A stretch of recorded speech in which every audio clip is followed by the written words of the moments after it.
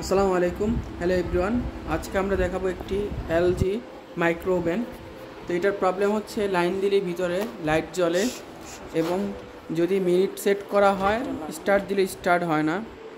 তো এটা আমরা এসে আগে চেক করছি যে কি প্রবলেম আছে এটার মধ্যে, তারপর এটা আমরা কাজ করা শুরু করব।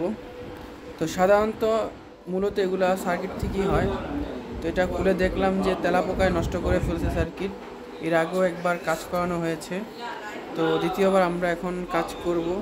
তো কাস্টমার আমাদেরকে ফোন দিয়ে জানিয়েছিল যে এটার সার্কিটে প্রবলেম হতে পারে, কারণ যেহেতু টাইম ঠিকঠাকভাবে উঠতেছে, স্টার্ট হচ্ছে না।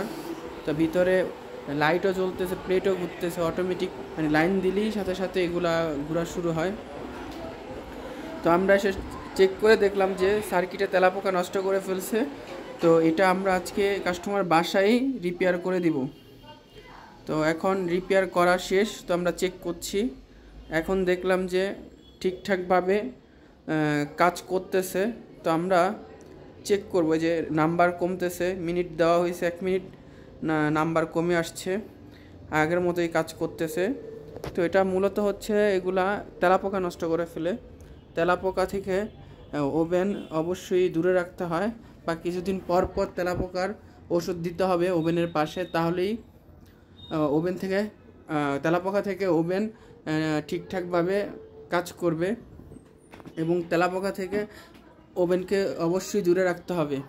তো মূলত এগুলা সার্কিট নষ্ট করেই তেলাপোকা, এছাড়া সাধারণত নর্মালিভাবে ওভেনের সার্কিট নষ্ট হয় না। তো আমরা এটা পানি দিয়ে টাইম সেট করে অপেক্ষা করছি যে ঠিকঠাকভাবে গরম হচ্ছে কি না।